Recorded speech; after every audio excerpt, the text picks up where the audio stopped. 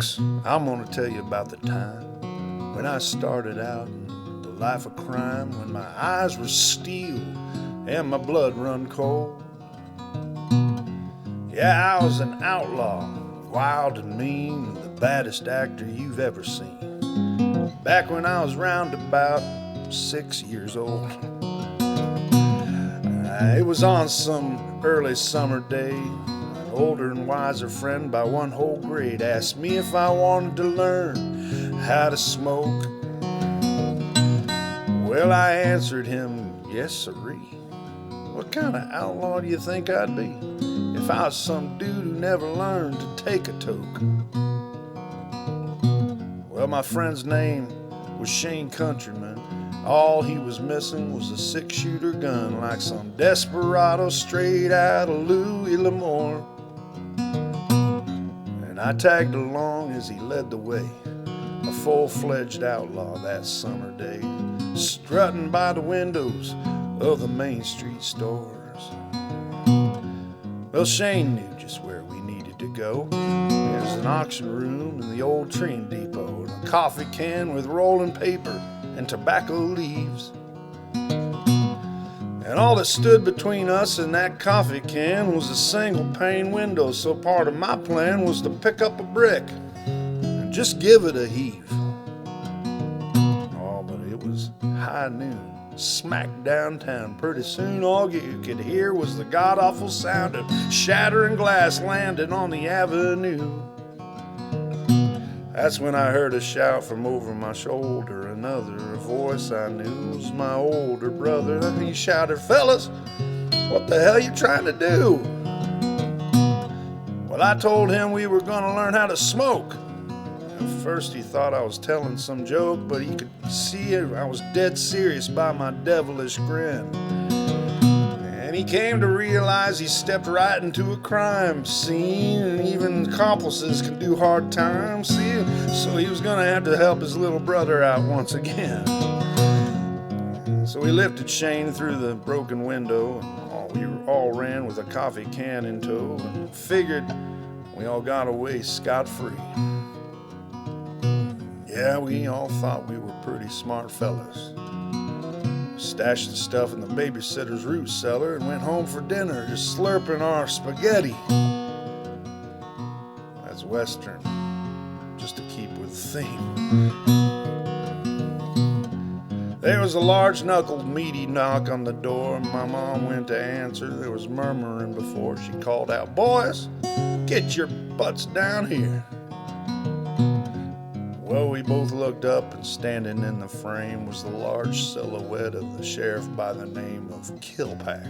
Yeah, that's the real name, just to be clear. Killpack. That's K-I-double-L, Killpack. That's kill with a capital K. Sheriff Killpack. He was the same guy who had an eye shot out by a bank robber who wasn't messing about, but I'll tell you, Sheriff Killpack still got his man that day. And the sheriff said, boys, I know what you done. And believe me, it's best if you don't try and run. Just show me where the stuff is, and I'll be on my way.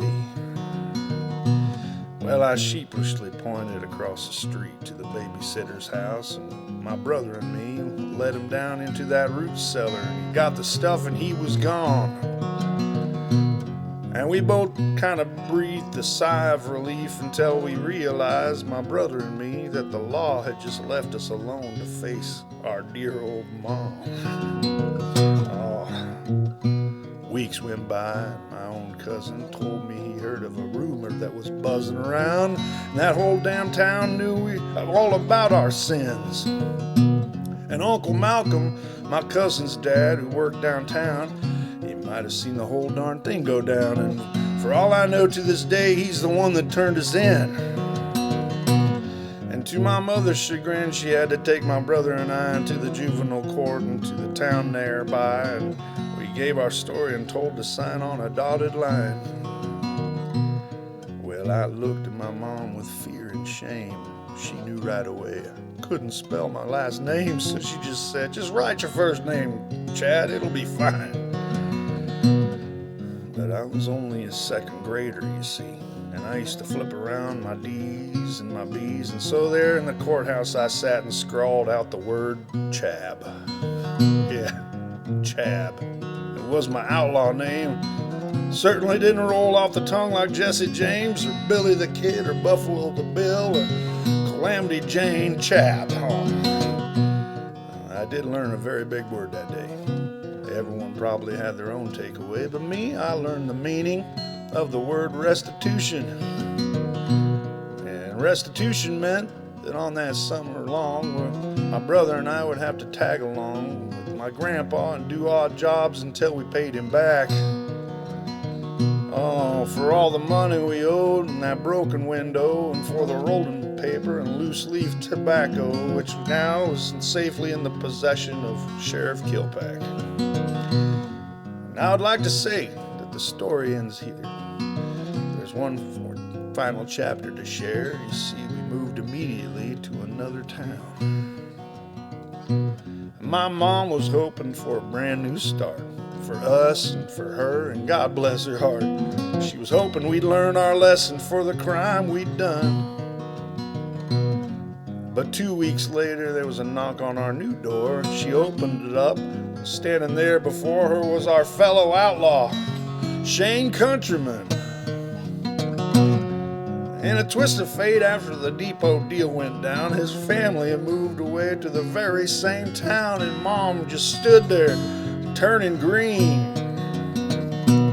So Shane, my older brother, and I, we rode off into the sunset on our Huffy bikes like three cowboys up there on a movie screen. And if there's a moral to this fugitive story, some outlaws grow up into a blaze of glory instead of going down like most outlaws do. And did you know that they moved the police station into the depot auction room to warn future generations of stealing, smoking, and breaking at depots like you know who? That's now every time I pass by that train depot, I thank God my own 6-year-old hasn't taken the same road his old man did. But I wouldn't trade nothing from my delinquent years, even though my mama cried for so many tears. Now I guess deep down, I'll always be the outlaw kid.